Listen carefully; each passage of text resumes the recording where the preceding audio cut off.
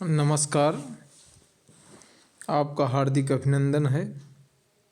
आज हम एक भारतीय आत्मा माखनलाल चतुर्वेदी की सुप्रसिद्ध कविता कैदी और कोकिला, जो आपके पाठ्यक्रम में निर्धारित है, उसके विषय में बताएंगे। कविता जानने से पहले उस दिव्य पुरुष माखनलाल चतुर्वेदी के बारे में जानना अति आवश्यक है।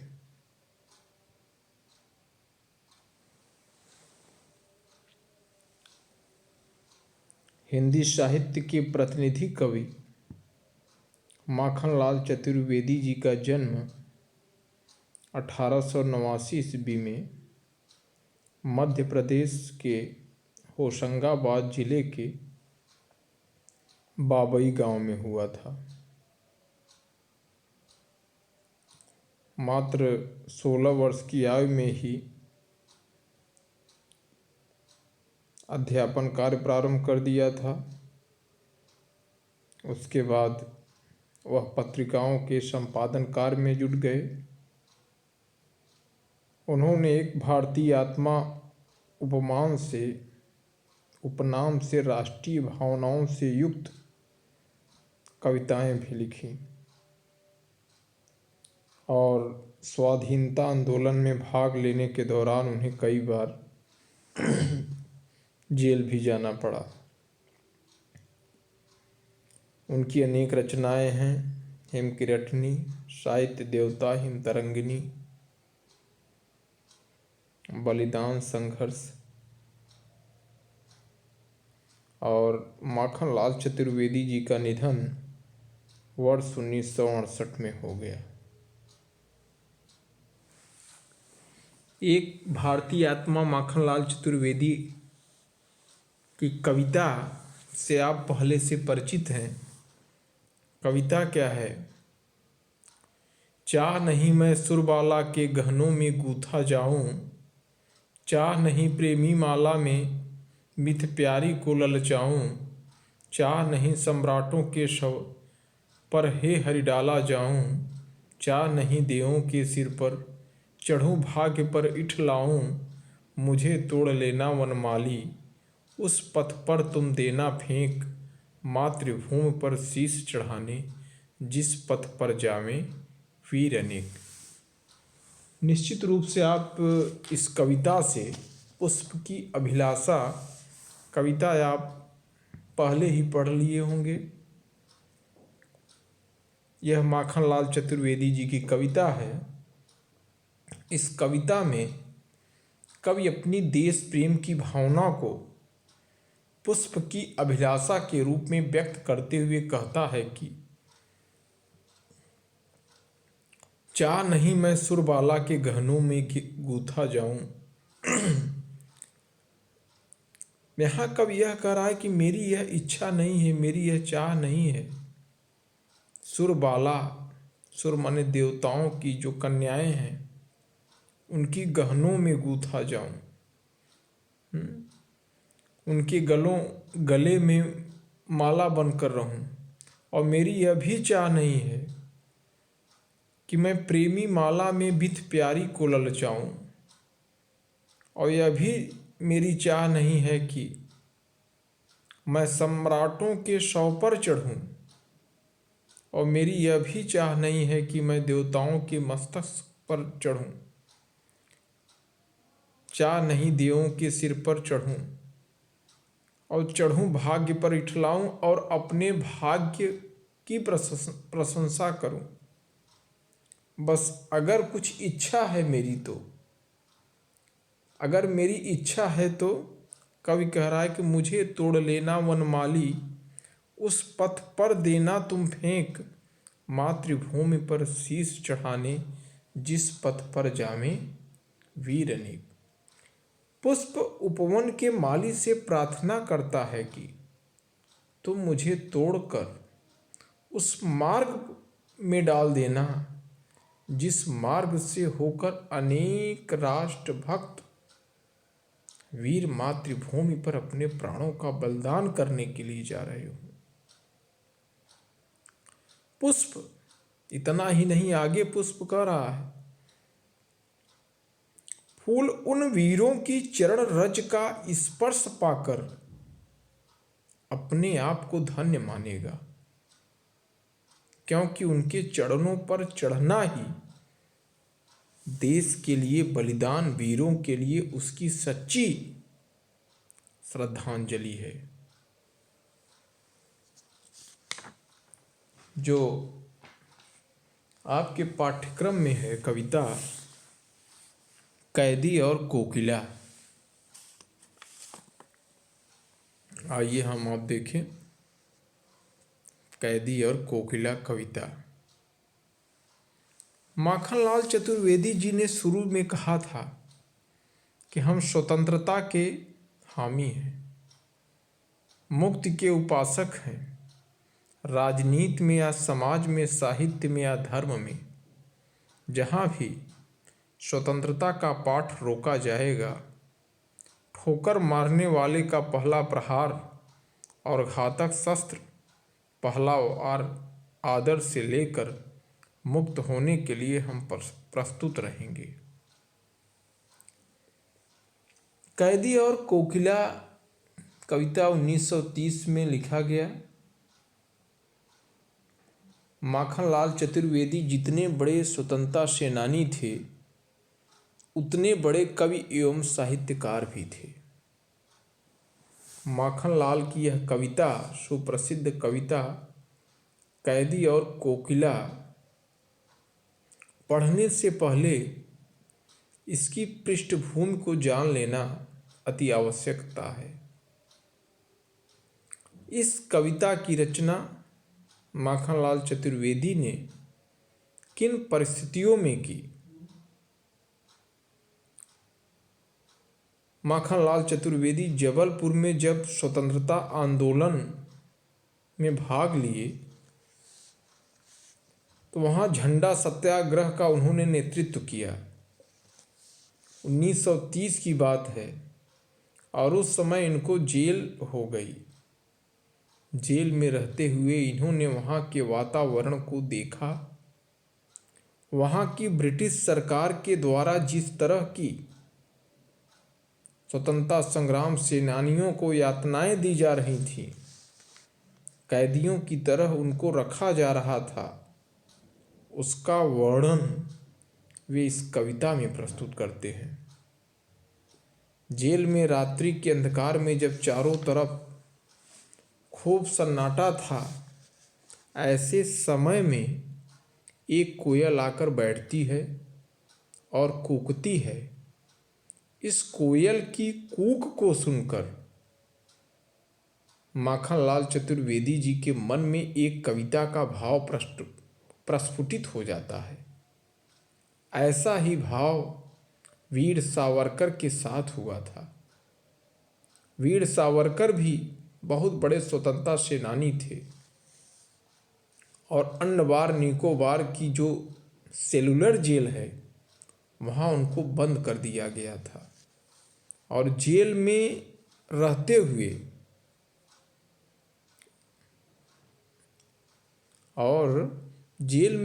हुए वे उस बंद अंधेरी कोठरी में, ऊंची ऊंची दीवारें, सिर्फ एक झरोखा हुआ करता था। चारों तरफ से ऊंची ऊंची दीवारें थी, ऊपर केवल एक झरोखा था जहाँ से हल्की सी रोशनी आया करती थी और वे अंदर बैठकर छंद गाया करते थे, कविता गाया करते थे।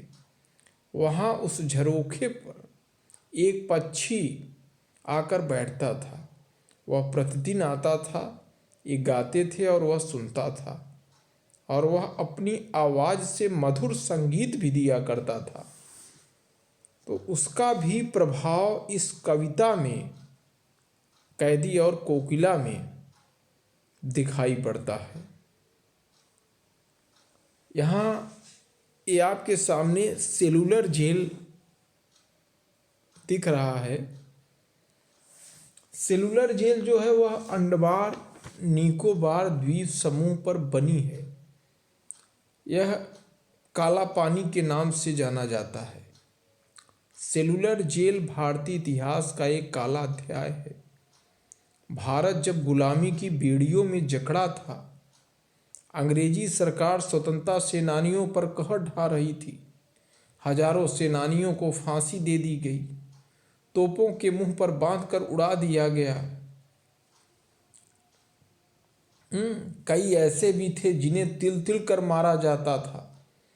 यह स्थान चारों ओर से गहरे समुद्री पानी से घिरा हुआ है, जहां से सैकड़ों किलोमीटर दूर पानी के अलावा कुछ भी नहीं नजर आता। अंग्रेजों द्वारा अमानवीय अत्याचार करने के कारण 1930 में यहाँ कैदियों ने भूख हड़ताल कर दी। तब महात्मा गांधी और रविन्द्रनाथ टैगोर ने इसमें हस्तक्षेप किया और 1937-38 में यहाँ से कैदियों को स्वदेश भेज दिया गया। भारत को आज़ादी मिलने के बाद इसकी 2 शाखाओं को ध्वस्त कर दिया गया। ये देख रहे हैं आप, साइकिल के चक्के के आकार का यह जेल बना हुआ था और जिसमें से इसकी जो 2 शाखाएं, 2 तरफ की जो दीवारें थी उसको तोड़ दिया गया और 1963 में यहाँ गोविंद वल्लभ पंत अस्पताल खोला गया। वर्तमान में यहाँ 500 बिस्तरों वाला अस्पताल है। 1969 में इसे राष्ट्रीय स्मारक घोषित कर दिया गया। कविता कैदी और कोकिला पाठ पढ़ने से पूर्व यह जान लेना जरूरी है कि कैदी और कोकिला कविता ब्रिटिश शासन की बर्बरता एवं देशभक्त जाने वाले अत्याचारों को देखने समझने के लिए दर्पण के समान है। इस कविता को यदि आप पढ़ते हैं तो यह स्पष्ट अनुभव कर सकते हैं कि देश की आज़ादी में अपना सर्वस्व न्यौछावर करने वाले अमर सेनानियों ने कितने शारीरिक एवं मानसिक कष्ट सहकर हमें स्वतंत्रता का अमूल्य उपहार दिया। कविता कुछ इस प्रकार है।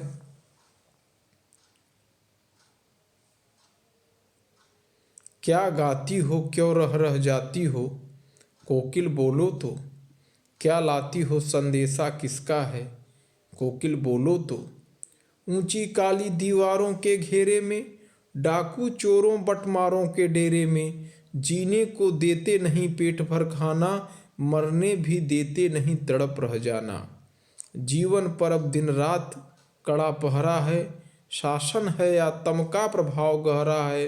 हिमकर निराश कर चला रात भी काली, इस समय कालिमा मई जगी क्यों आली। कविता क्या गाती हो।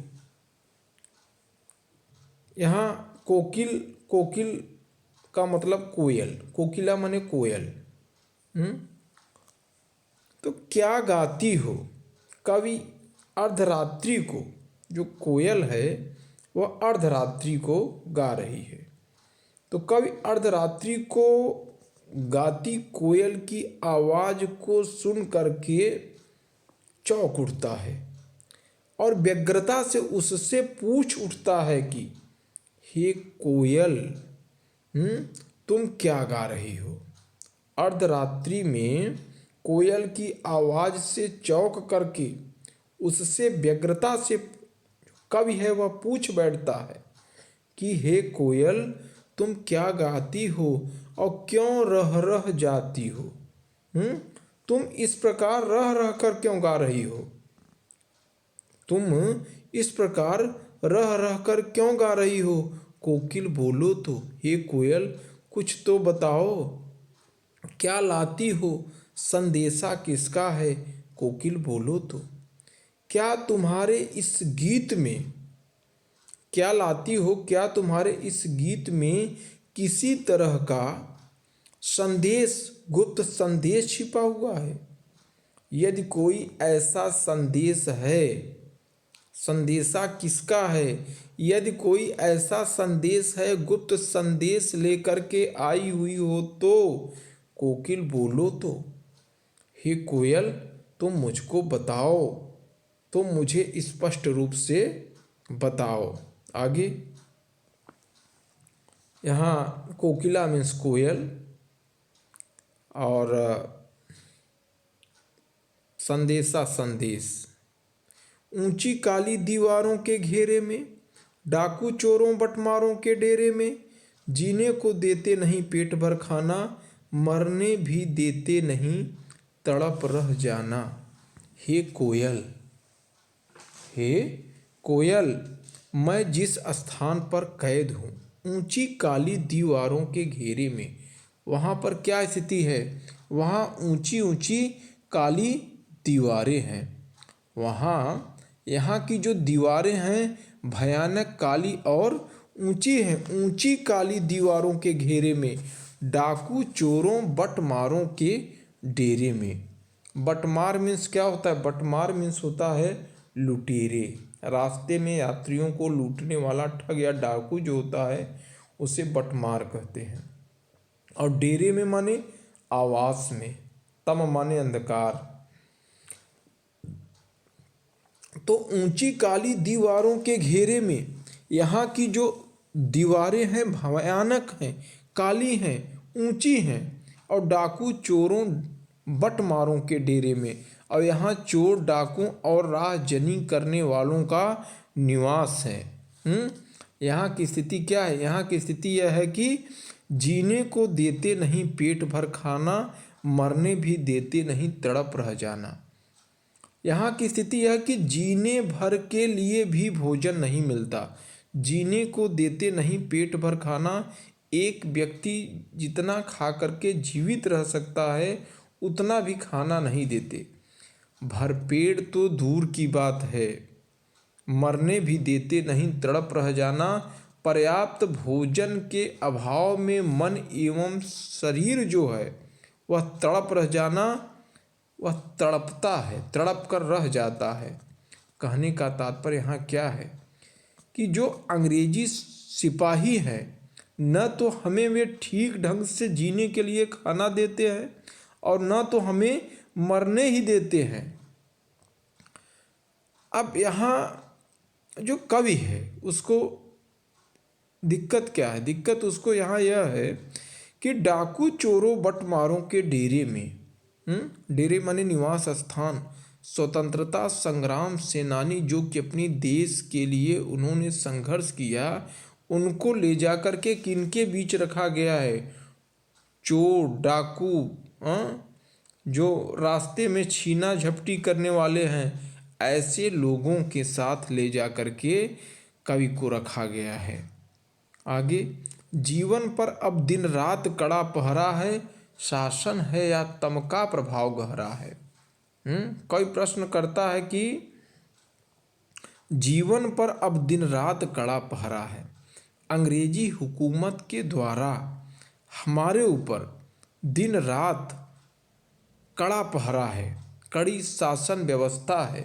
तो कोई प्रश्न करता है कि अंग्रेजों का अंधकार, तम का प्रभाव गहरा, शासन है। अब यहाँ कोई प्रश्न करता है कि अंग्रेजों का अंधकारमय शासन है या वास्तव में, या तम का प्रभाव गहरा है, या गहरी काली अंधियारी रात है। जीवन पर अब दिन रात कड़ा पहरा, अंग्रेजी हुकूमत का दिन रात हमारे ऊपर कड़ा प्रहरा है। और कवि स्वयं कह रहा है कि यह अंग्रेजी हुकूमत का शासन है, यह अंधकारमय शासन है, अंग्रेजों का अंधकारमय शासन है, या वास्तव में काली अंधियारी रात है। और अर्धरात्रि में वह कविता लिख रहा है, तो आधी रात व्यतीत हो जाने के कारण हिमकर निराश कर चला रात भी काली, इस समय कालिमा मई जगी क्यों आली। रात इस सीमा तक काली है कि प्रकाश या आशा रूपी चंद्रमा भी अब तम का प्रभाव गहरा या रात्रि का प्रभाव गहरा या अंग्रेजी शासन का प्रभाव गहरा है, यहाँ कवि कह रहा है कि अर्धरात्रि होने के कारण चंद्रमा जो है वह निराश होकर के चला गया। अर्थात जो अंग्रेजी हुकूमत है, जो अंग्रेजी हुकूमत का भारतीयों के ऊपर होने वाले अत्याचार हैं, ऐसे इससे निराश होकर के आशावान चंद्रमा भी निराश होकर के चला गया। इस समय कालिमा मई जगी क्यों आली। और इस भयानक अंधेरी रात में, यहाँ पर आली, आली मीन्स होता है सखी, और कालिमा मई होता है काली। तो हे सखी, क्यों आली, हे सखी, इस भयानक अंधेरी रात में तुम क्यों जग रही हो। क्या तुम मुझसे कुछ कहना चाह रही हो। इस समय कालिमा मई जगी क्यों आली।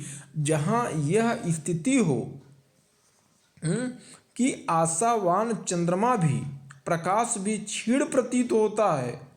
कई कोयल से कहता है कि हे सखी, इस भयानक रात में तुम क्यों जग रही हो। क्या तुम मुझसे कुछ कहना चाह रही हो। क्यों हुक पड़ी वेदना बोझ वाली सी कोकिल बोलो तो। क्या लुटा मृदुल वैभव की रखवाली सी कोकिल बोलो तो। क्यों हुक पड़ी। यहाँ बहुत ही सुंदर शब्दों का प्रयोग माखनलाल चतुर्वेदी जी ने किया है। जो कोयल होती है वह कूकती है दिन में, और जब कोयल कूकती है तो लोगों को उसकी आवाज़, उसकी ध्वनि बहुत ही मिठास भरी होती है और लोगों के मन को आनंदित कर देती है। अब बसंत ऋतु आ रहा है, ऐसे में सरसों का तैलीय गंध चारों तरफ वातावरण में बिखर जाता है, आम मंजरियों से लद आते हैं, और जो कोयल होती है वह पेड़ों पर बैठ करके मीठी मीठी आवाज़ निकालती है, जिससे लोगों के मन में प्रसन्नता उत्पन्न होती है। लेकिन यहाँ पर माखनलाल चतुर्वेदी जी ने हूक पड़ी शब्दों का प्रयोग किया है। कूक माने प्रसन्नता पूर्वक शब्द और हूक माने वेदना पूर्वक शब्द। तो क्यों हूक पड़ी, कवि कह रहा है कि क्यों हूक पड़ी वेदना बोझ वाली सी। हे कोयल, किस कसक भरी वाणी में तुम कूक रही हो। हे कोयल, क्यों हूक पड़ी, क्या कष्ट है कि ऐसी वाणी में तुम कूक रही हो। ऐसी कौन सी बात है वेदना बोझ वाली सी। ऐसी कौन सी बात है जिसका बोझ तुम्हारी वेदना पूर्ण वाणी में पूरी तरह से स्पष्ट दिखाई पड़ता है। तुम्हारे अंदर ऐसी कौन सी वेदना है जो तुम अर्धरात्रि में हूक रही हो। कोकिल बोलो तो। कोयल तुम्हारा क्या, बोलो तो सही, क्या लुटा मृदुल वैभव की रखवाली सी कोकिल बोलो तो। तुम्हारा ऐसा क्या लुट गया जिसको लेकर तुम इतनी व्याकुल हो कि आधी रात में तुम्हारी वाणी इतनी करुणामय दुख भरी हो रही है। मृदुल वैभव की रखवाली सी कोकिल बोलो तो। तुम्हारे पास ऐसा क्या था मृदुल वैभव जिसकी तुम रक्षा कर रही थी। अर्थात देखिए, मृदुल वैभव की रखवाली सी कोकिल बोलो तो। कोयल का जो स्वर होता है इतना मीठा होता है, मधुर होता है कि मानो ईश्वर ने संसार के संपूर्ण वैभव की रक्षा करने का जो दायित्व होता है कोयल को सौंप देती है। ऐश्वर्य का कोयल की जो वाणी होती है वह अत्यंत मधुर एवं ऐश्वर्य की प्रतीक है। इसलिए उसके पास वाणी का वैभव है। तो यहाँ पर कवि ने क्या कहा है, कवि ने यहाँ पर कहा है कि क्या लुटा मृदुल वैभव की रखवाली सी कोकिल बोलो तो।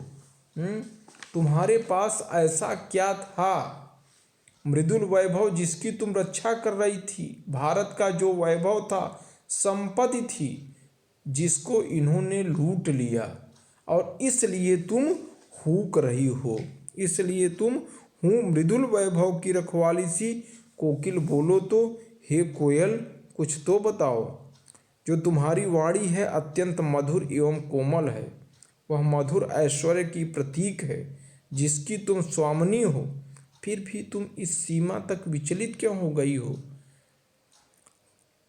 तो कोकिल बोलो तो कुछ तो बताओ। तुम्हारा जो आवाज़ है इतना कोमल है, इतना मीठा, इतना मधुर है कि संसार ने संपूर्ण वैभव की रक्षा करने का दायित्व तुम्हें सौंप दिया है। क्या तुम्हारा यह जो वैभव था वह लुट गया, इसलिए तुम हूँक रही हो? हाँ, तुम्हारी इन संपत्तियों को जिसकी रक्षा करने का दायित्व तुमको मिला था, क्या इसको अंग्रेजी हुकूमत के द्वारा लूट लिया गया, इसलिए तुम हूँक रही हो? हाँ, वेदना पूर्वक आवाज निकाल रही हो। कोकिल बोलो तो कुछ तो बताओ। आगे, क्या हुई बावली अर्धरात्रि को चीखी? कोकिल बोलो तो, किस दावानल की ज्वालाएं हैं दिखी? कोकिल बोलो तो, क्या हुई बावली? बावली मीन्स क्या होता है? बावली मीन्स होता है पागल। अर्धरात्रि मीन्स होता है आधी रात, और दावानल मीन्स होता है जंगल की आग, ज्वालाएं मीन्स होता है आग की लपटें। तो क्यों हुई बावली? इस अर्धरात्रि में तुम पागल क्यों हो गई? अर्धरात्रि को चीखी, तुम इस आधी रात को क्यों चिल्ला रही हो? क्यों पागल हो गई हो? कोकिल बोलो तो कुछ तो बताओ। पागल यहाँ इसलिए प्रयोग किया गया, जो कोयल होती है रात्रि में बोलती ही नहीं, दिन में बोलती है, लोगों के मन में मिठास उत्पन्न करती है, लेकिन रात्रि में बोलने के पीछे क्या कारण है? क्या तुम पागल हो गई हो? या कोकिल बोलो तो किसी दावानल मीन्स होता है जंगल की आग, जंगल की आग की भयानक लपटें तुम्हें दिख गई हैं। बच्चों, जंगल में जो आग लगती है उसका कारण यह है कि जब दो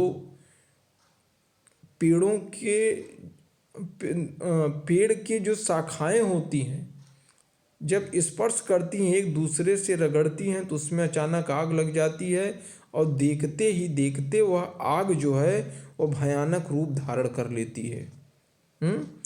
तो कहीं तुम जंगल में लगी हुई आग को तो नहीं देखी हो? किस दावानल की ज्वालाएं हैं दिखी? कहने का तात्पर्य यह है कि यह जो जंगल की आग है इससे कुछ भयंकर होने वाला है। माने तात्पर्य यह है कि अंग्रेजी राज का अंधकार और भयानक अत्याचार युक्त नीतियों का ज्ञान क्या तुम्हें हो गया है? तुम्हारी वाणी की व्याकुलता क्या इसी का कारण है? जो हूक रही हो, जो आधी रात में बोल रही हो, तो इन सब का कारण क्या कहीं जंगल में तुमने आग देखा? अर्थात क्या तुम्हें भी इस अंग्रेजी राज के अंधकार और भयानक अत्याचार उनकी नीतियों का पता चल गया? जो तुम्हारी वाणी की व्याकुलता का क्या यही कारण है? हे कोयल बताओ तो सही। आगे, क्या देख न सकती जंजीरों का गहना? हथकड़ियाँ क्यों यह ब्रिटिश राज का गहना? कोल्हू का चर्रक चूं जीवन की तान, मिट्टी पर अंगुलियों ने लिखे गान। हूँ मोट खींचता लगा पेट पर जुआ, खाली करता हूँ ब्रिटिश सकड़ का कुआं। दिन में करुणा क्यों जगे रुलाने वाली, इसलिए रात में गजब ढा रही आली। कवि यहाँ कोयल से कहता है कि हे कोयल क्या देख न सकती जंजीरों का गहना? क्या देख न सकती जंजीरों का गहना? अब यहाँ पर ब्रिटिश राज का जो गहना है वह हथकड़ियों को कहा गया है। क्योंकि इन हथकड़ियों को पहनकर कवि को गर्व है कि देश के लिए संघर्ष करते हुए स्वतंत्रता की लड़ाई वह लड़ रहा है। अब क्या देख न सकती जंजीरों का गहना, हथकड़ियाँ क्यों यह ब्रिटिश राज का गहना। कब यहाँ कह रहा है कोयल से कि क्या तुम्हें हमारे शरीर पर पड़ी हुई जंजीरें दिखाई नहीं पड़ती हैं। क्या हमारे शरीर पे पड़ी हुई जंजीरें दिखाई नहीं पड़ती हैं। ये जंजीरें हमें किसी गहने से कम प्रतीत नहीं होती।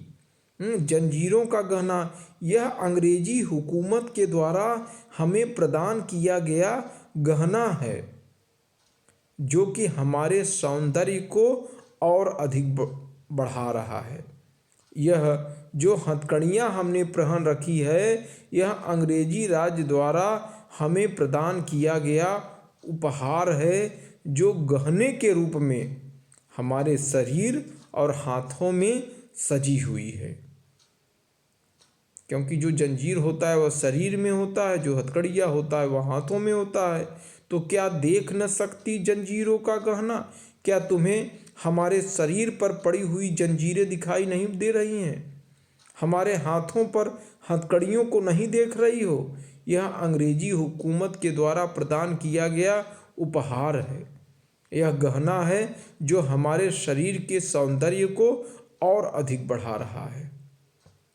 कोल्हू का चर्रक चू जीवन की तान। और जो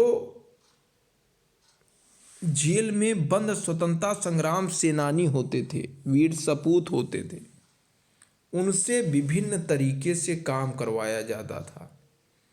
जैसे कोल्हू में जिस कोल्हू को जोतने के लिए बैलों की आवश्यकता पड़ती थी, वहाँ इन कैदियों से जुतवाया जाता था और उससे सरसों का तेल निकालने का काम किया जाता था। तो कोल्हू का चर्रक चू जीवन की तान। और हमें एक कोल्हू के चरसा को खींचते समय जो चर्रक चू की ध्वनि में अब जीवन की तान सुनाई देने लगी है। कोल्हू का चर्रक चू जीवन की तान, जो कोल्हू को मैं खींचता हूँ तो इससे अब मुझे जीवन की तान सुनाई पड़ने लगी है। और यह जो संगीत है, यह जीवन की जो तान है, यह जीवन की संगीत जो है, हमें देश के प्रति समर्पित होने की प्रेरणा प्रदान करती है। कब यहाँ क्या कर रहा है कि कोल्हू का चर्रक चू जीवन की तान, हमें कोल्हू के को खींचते समय जो चर्रक चू की ध्वनि सुनाई पड़ती है, उसमें जीवन की तान सुनाई पड़ती है। यह जीवन संगीत ही हमें देश के प्रति समर्पित होने की प्रेरणा प्रदान करती है। और आगे कवि ने कहा कि गिट्टी पर अंगुलियों ने लिखे तान, और हम अपने मजबूत हाथों से जब इस पत्थर को तोड़ते हैं तो ऐसा लगता है कि हमारी अंगुलियों में पत्थर के टुकड़े स्वतंत्रता संग्राम का नया गीत लिख रहे हैं। गिट्टी पर अंगुलियों ने लिखे गान, हूँ मोट खींचता लगा पेट पर जुआ, खाली करता हूँ ब्रिटिश सकड़ का कुआं। यहाँ पर जो प्रयोग किया गया है, अकड़ माने घमंड, जंजीर माने बंधन, चर्रक चू कोल्हू चलने की ध्वनि, गिट्टी पत्थर का टूटा छोटा भाग, मोट खींचना। मोट क्या होता है? कोल्हू का चरसा खींचना, जो कि चमड़े से बनाया जाता है। तो यहाँ कवि कहता है कि जब मैं पेट पर कोल्हू का जुआ लगाकर हूँ मोट खींचता लगा पेट पर जुआ, जो बैल होते हैं उनके कंधों पर जुआ लगा करके उनको हल में जोता जाता था, जबकि जो वहाँ कैदी बंद होते थे उनको हूँ मोट खींचता उनके पेट पर ही चमड़े का वह चरसा जुआ लगा करके उनको उस कोल्हू में उस कोल्हू में लगा दिया जाता था। जैसे इस कोल्हू में आप देखिए, इनके पेट में चरसा लगा करके और इनसे कोल्हू चलवाया जा रहा है। ये स्वतंत्रता संग्राम जो सेनानी होते थे, जो हमारे भारत के वीर जवान होते थे, अपने देश को आज़ाद कराने के लिए लड़ रहे थे, ऐसे लोगों को इस प्रकार की यातनाएं अंग्रेजी हुकूमत के द्वारा प्रदान किया जा रहा था। तो कवि कहता है कि जब पेट पर कोल्हू का जुआ लगाकर कोल्हू के चरसा को खींचता हूँ तो क्या है, खाली करता हूँ ब्रिटिश अकड़ का कुआं। तो ऐसा लगता है कि अंग्रेजी शासन की अकड़ या घमंड का जो कुआं है उसको लगातार खाली कर रहा हूँ। और दिन में करुणा क्यों जगे रुलाने वाली, इसलिए रात में गजब ढा रही आली। अब यहाँ कवि क्या कर रहा है, कवि यहाँ यह कर रहा है कि इस अंधकारमय एवं शांत माहौल में तुम क्यों विलाप कर रही हो। तात्पर्य है कि जो कोयल है वह अपनी मधुर आवाज़ करुणा दिन में चारों तरफ फैला देती है, जबकि यहाँ पर वह रात्रि में अपनी आवाज़ को चारों तरफ बिखेर रही है। तो दिन में करुणा क्यों जगे रुलाने वाली, तो जो यह करुणापूर्ण आपकी आवाज़ है, दिन में इसका कोई प्रभाव न पड़ता, क्योंकि सारा संसार काम में व्यस्त रहता है, किसी के पास सुनने का समय नहीं होता। और इसलिए हे कोयल, इसलिए रात में गजब ढा रही आली, इसलिए अपने स्वतंत्रता संग्राम का नया अध्याय तुम लिखने जा रही हो और अपने इस वाणी का सूत्रपात कर रही हो। दिन में करुणा क्यों जगे रुलाने वाली, इसलिए रात में गजब ढा रही आली। दिन में तो तुम्हारी बातों का लोगों के ऊपर प्रभाव ही न पड़ता, क्योंकि शोरगुल होने लगता है। इसलिए अपने इस करुणामयी आवाज़ के माध्यम से रात में लोगों के ऊपर कहर ढाल रही हो। इसलिए तुम्हारा यह रुदन घोर अंधकार को भेद रहा है। हे कोयल, क्या तुम इन अंग्रेजों के विरुद्ध क्रांति का सूत्रपात कर रही हो? क्या तुम अपनी करुण वाणी से स्वतंत्रता संग्राम का नया अध्याय लिख रही हो? बोलो तो कोयल, क्या तुम इस नीरव शांत अंधकारमय वातावरण में इसलिए चुपचाप रुदन कर रही हो? हे कोयल, कुछ तो बोलो। आगे, इस शांत समय में अंधकार को भेद रो रही क्यों हो? कोकिल बोलो तो। चुपचाप मधुर विद्रोह बीज इस भांत बो रही क्यों हो? कोकिल बोलो तो। जब सारा संसार सो रहा हो, जब सारा संसार सो रहा है, तो ऐसे शांतमय वातावरण में अपनी इस मधुर आवाज़ के माध्यम से अंधकार को क्यों चीर रही हो? अंधकार को क्यों चीर रही हो? वेदना, वेदना में सोता है चीरना, चीरना। इस शांत समय में जब अर्धरात्रि में सारा संसार सो रहा है, तो ऐसे समय में तुम अपनी इस वाणी के माध्यम से इस अंधकारमय वातावरण को क्यों चीर रही हो? कोकिल बताओ तो सही। और चुपचाप मधुर विद्रोह बीज इस भांत बो रही क्यों हो? कोकिल बोलो तो। कहने का तात्पर्य यह है कि एकदम शांत मधुर आवाज में आपके बोलने का क्या कारण है?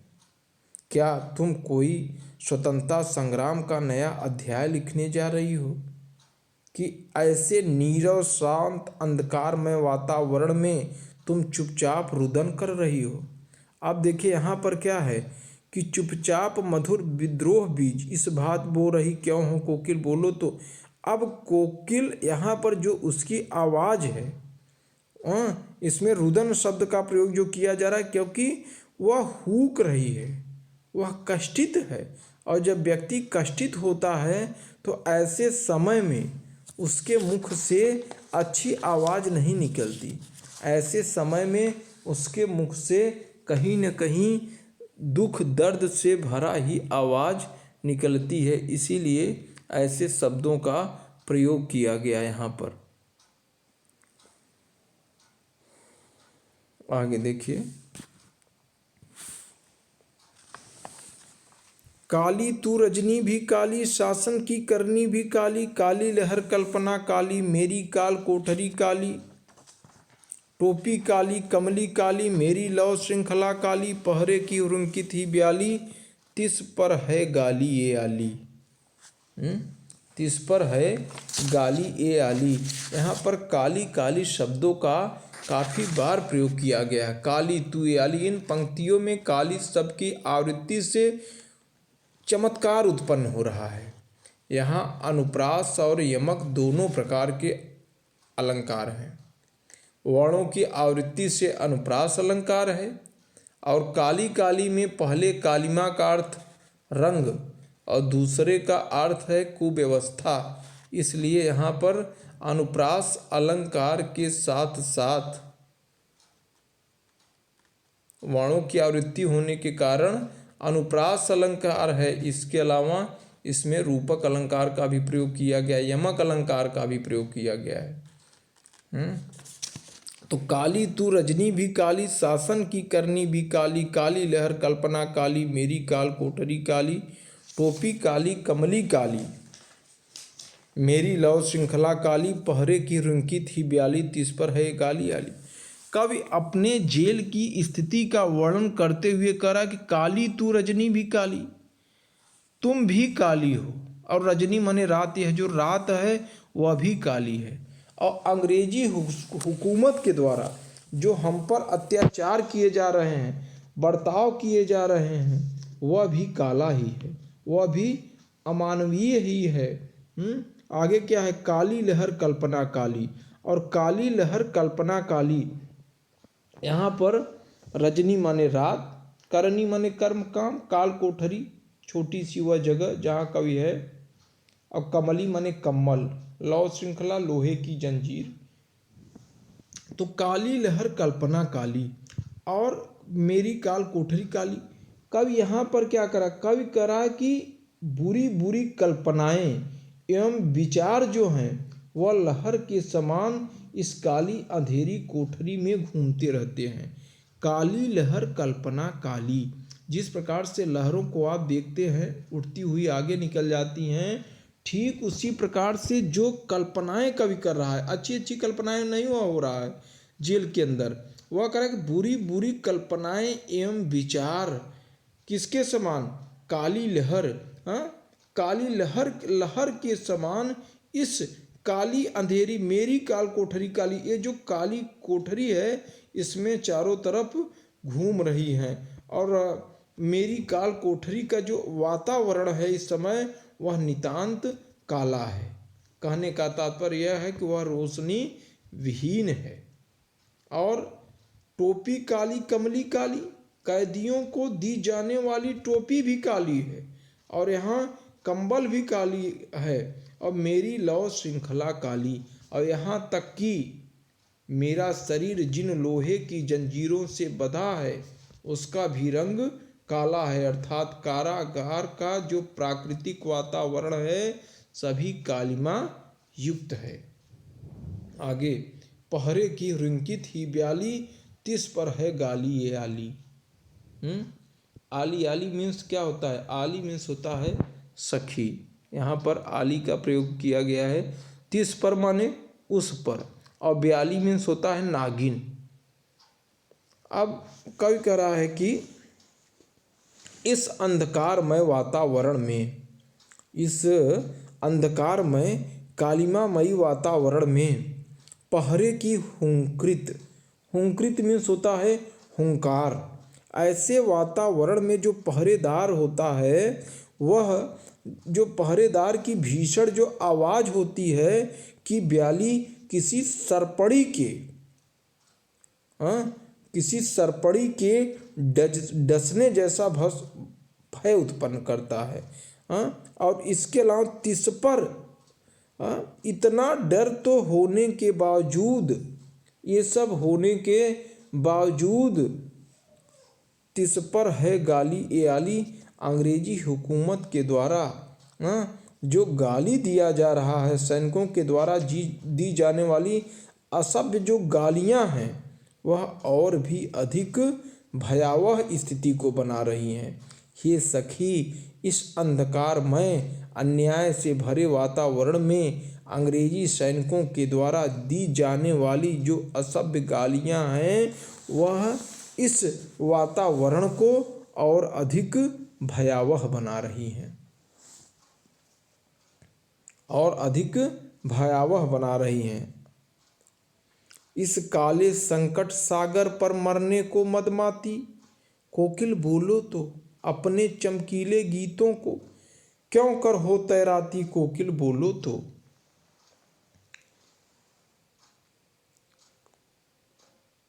सागर माने सागर रूपी संकट, मदमाती माने मस्ती उल्लास से भरी, और तिस पर मैंने बताया था उस पर।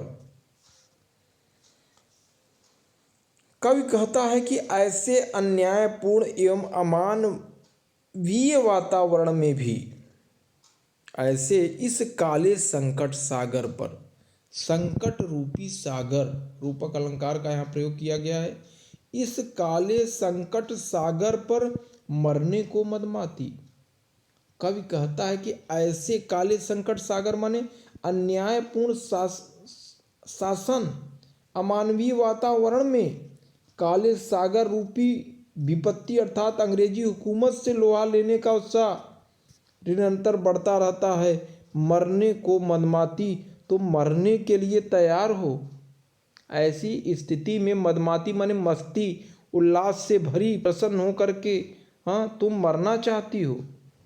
इस काले संकट सागर पर मरने को मदमाती माने यहाँ कवि यह कह रहा है कि मस्ती से भरी जो कोयल मधुर गीतों के द्वारा लोगों के अंदर प्रेम का संचार करती रहे, वह इस काले संकट सागर पर, काले संकट सागर पर अंग्रेजी हुकूमत अमानवीयपूर्ण वातावरण पर, काले सागर रूपी विपत्ति अर्थात अंग्रेजी हुकूमत पर मरने के लिए तैयार हो। कोकिल बोलो तो कुछ तो बताओ। आगे कवि क्या कर रहा है कि अपने चमकीले गीतों से, यहाँ चमकीले गीतों का प्रयोग किया गया है। चमकीले माने लोगों के अंदर एक उम्मीद कायम करना। अपने चमकीले गीतों को क्यों क्यों क्यों कर हो तैराती, कोकिल बोलो तो। यहाँ कवि कह रहा है कि हे कोयल बोलो, तुम्हारे अंदर यह विचार कहाँ से उत्पन्न हुआ। तो अपने चमकीले गीतों से, अपने इस मीठे गीतों को क्यों कर हो तैराती, यहाँ पर समुद्र की लहरों के समान क्यों तैरा रही हो, कोकिल बोलो तो। तात्पर्य यहाँ यह है कि इस काले सागर रूपी संकट को जल्द से जल्द नष्ट कर दिया जाए। हे कोयल बोलो तो, यह विचार तुम्हारे अंदर कैसे आया। तुम अपनी माधुर्यपूर्ण स्वर लहरी अर्थात गीतों को क्यों लहरा रही हो।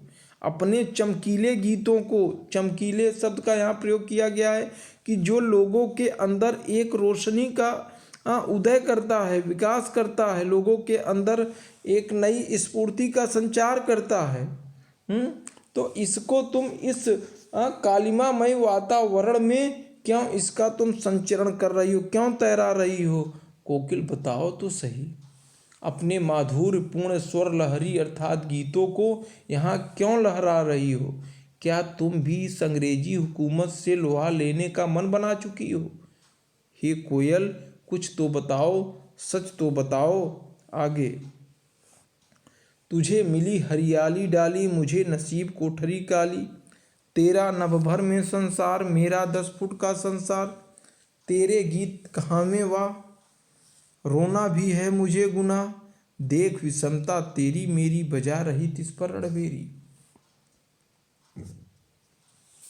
अब यहाँ पर जो कोयल है, यहाँ पर कोयल की कूक को सुन करके जो कवि है उसके मन में कहीं न कहीं ईर्ष्या की भावना उत्पन्न हो रही है, क्योंकि इस समय कारागार में वह बंद है, जबकि जो कोयल है वह उन्मुक्त होकर के हरी भरी डालियों पर बैठ रही है, उड़ रही है, मधुर गीत गाते हुए संपूर्ण नभ में विचरण कर रही है। तो दोनों में समानता नहीं दिख रही, दोनों में असमानता है। अब तुझे मिली हरियाली डाली, मुझे नसीब कोठरी काली।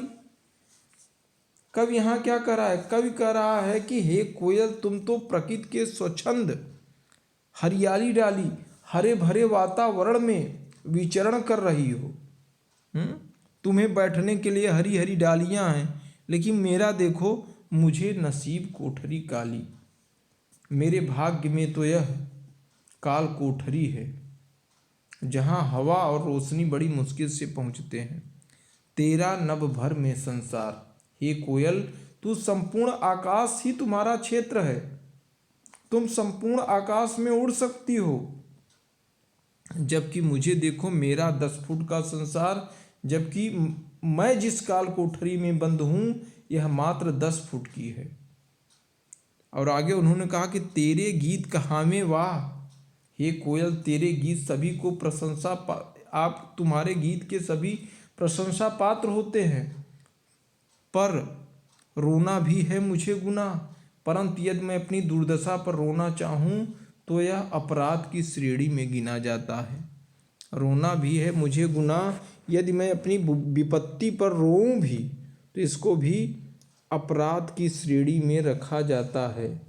और आगे कवि ने कहा कि देख विषमता तेरी मेरी, विषमता समता नहीं है, तुम्हारी स्थिति कुछ और है और मेरी स्थिति कुछ और है, दोनों में विषमता है।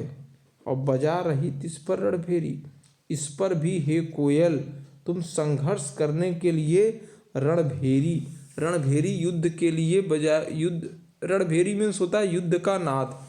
नाद माने स्वर, युद्ध के समय बजाया जाने वाला जो ध्वनि होता है।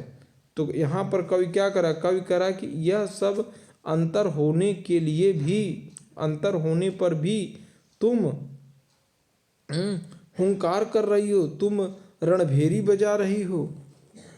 इस हुंकृत पर अपनी कृत से और कहो क्या कर दूं, कोकिल बोलो तो मोहन के व्रत पर प्राणों का आशा किसमें भर दूं, कोकिल बोलो तो।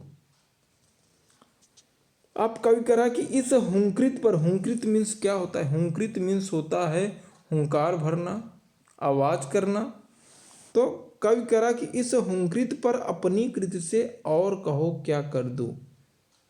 हे कोयल, यह बताओ कि तुम्हारी इस हुंकार पर मैं क्या कर सकता हूँ। अपनी इस कृति से, अपनी इन रचनाओं से, अपनी इस कृति से मैं ऐसा क्या विशेष कर दूं कि स्वतंत्रता की जो अग्नि है वह और धधक उठे। कवि कह रहा है कि हे कोयल, तुम बताओ कि तुम्हारी इस हुंकार पर मैं और क्या कर सकता हूँ। अपनी इन कविताओं एवं रचनाओं के माध्यम से मैं और विशेष क्या करूं कि स्वतंत्रता संघर्ष की अग्नि और धधक उठे। हे कोयल, तुम ही बताओ कि मोहन के व्रत पर प्राणों का आसव किसमें भर दूं। आसव मीन्स होता है रस। तुम ही बताओ कि महात्मा गांधी ने जो स्वतंत्रता आंदोलन के लिए अपने प्राण रस किस भांति न्यौछावर कर सकता हूँ। तुम बताओ कोयल, मेरे संघर्ष की दिशा क्या होगी, मैं इसके लिए सहर्ष तैयार हूँ। मोहन के व्रत, यहाँ मोहन माने महात्मा गांधी, मोहनदास करमचंद गांधी के लिए प्रयोग किया गया है। उन्होंने व्रत लिया था, व्रत लिया था कि बिना हिंसा किए अहिंसा से ही हमें स्वतंत्रता प्राप्त कर लेना है। तो यहीं पर महात्मा गांधी ने जो स्वतंत्रता आंदोलन के लिए व्रत लिया था, उसे मैं अपने प्राण रस के माध्यम से किस भांति न्यौछावर कर सकता हूँ। प्राणों का आसव किसमें भर दूँ, अपने प्राणों का रस कैसे भर दूं, किसके अंदर भर दूं, न्यौछावर कहाँ न्यौछावर कर दूं, तुम बताओ तो कोयल, मेरे संघर्ष की दिशा क्या होगी, मैं इसके लिए सहर्ष तैयार हूँ। कैदी और कोकिला पाठ भावावेशमयी अनुभूतियों का सहज स्फुरण है, ओजस्विता और मनस्विता का सम्मिलन है, ठेठ खड़ी बोली का प्रयोग है, बुंदेलखंडी का पुट संगीतात्मकता व्यंग से पूर्ण है। आपकी किताब से संबंधित प्रश्नोत्तर दिए गए हैं, जो कि लास्ट में कैदी और कोकिला से संबंधित प्रश्न बहुत ही इम्पोर्टेंट हैं और प्रश्न सरल शब्दों में हैं। कवि ने कोकिल के बोलने के पीछे किन कारणों की संभावनाएं बताई हैं, किस शासन की तुलना तम के प्रभाव से की गई है और क्यों की गई है, कविता के आधार पर पराधीन भारत की जेलों में दी जाने वाली यंत्रणाओं का वर्णन कीजिए, भाव स्पष्ट कीजिए, मृदुल वैभव की रखवाली से कोकिल बोलो तो। कोयल का जो स्वर होता है इतना कोमल एवं मधुर होता है कि मानो ईश्वर ने संसार के संपूर्ण वैभव की सुरक्षा का जो जिम्मेदारी है वह कोयल को सौंप दिया है। हूँ मोट खींचता लगा पेट पर जुआ, खाली करता हूँ ब्रिटिश अकड़ का कुआं। अर्धरात्रि में कोयल की चीख से कवि को क्या अंदेशा होता है, कवि को कोयल से ईर्ष्या क्यों हो रही है, कवि के स्मृति पटल पर कोयल के गीतों की कौन सी मधुर स्मृतियां अंकित हैं जिन्हें वह अब नष्ट करने पर तुली है। हथकड़ियों को गहना क्यों कहा गया है, कवि के लिए लोहे की हथकड़ियां गहनों के समान है। कवि अंग्रेज सरकार द्वारा पहनाई गई उन बेड़ियों का बंधन नहीं समझता क्योंकि उन्होंने किसी गलत कार्य के लिए बेड़ियां नहीं पहनी हैं। ये उनके लिए गौरव की बात है, इसलिए कवि ने हथकड़ियों को गहना कहा है। काली तू रजनी भी काली, काली तू रजनी भी काली, शासन की करनी भी काली, काली लहर कल्पना काली, मेरी काल कोठरी काली, टोपी काली कमनी काली, मेरी लौ श्रृंखला काली, पहरे की रुंदकी हुंकृत ही बाली, ब्याली तिस पर गाली ये आली। तो इसमें शब्दों की आवृत्ति हुई है, इससे जो एक चमत्कार उत्पन्न हुआ है, इसमें यमक और अनुप्रास अलंकार का सुंदर उदाहरण है। काव्य सौंदर्य स्पष्ट कीजिए, तेरे गीत कहाँ में वाह, रोना भी है मुझे गुनाह, देख विषमता तेरी मेरी, बजा रही तिस पर रणबेरी। अरे हम तो जेल में बंद है, तुम तो स्वतंत्र हो, इस पर तुम युद्ध करने के लिए मुझे कह रही हो, बताओ हम किस प्रकार से युद्ध कर सकते हैं। भाव सौंदर्य, यहाँ पर कवि और कोयल के जीवन की तुलनात्मक वर्णन हुआ है। कोयल के गीत जहाँ सबोर प्रशंसा का पात्र है, वहीं पर कवि के लिए रोना भी गुनाह है। शिल्प सौंदर्य, कवि ने यहाँ तुकबंदी का प्रयोग किया है। और रणभेरी वह गुनाह में स्वर मैत्री था, अनुप्रास अलंकार का प्रयोग किया गया है। रचना और अभिव्यक्ति, काव्य सौंदर्य स्पष्ट कीजिए। कवि जेल के आसपास अन्य पक्षियों का चहकना भी सुनता होगा, लेकिन उसने कोयल की बात क्यों कही। तो इसमें प्रश्न हैं, एक्स्ट्रा प्रश्न भी है, इन प्रश्नों से आपको काफ़ी सहायता मिलेगी। और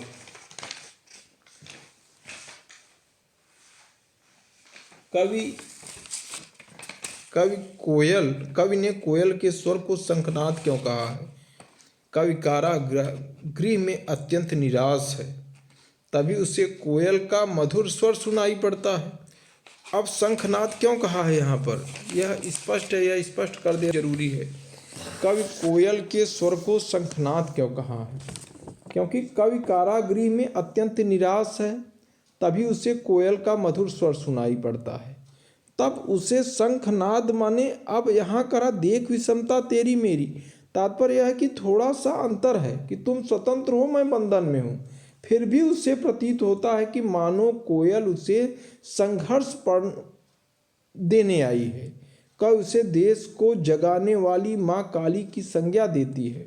देता है, इसलिए उसे कोयल का स्वर शंखनाद जैसा प्रतीत होता है, जिसे सुनकर उसके मन में संघर्ष की ज्वाला भभक उठती है।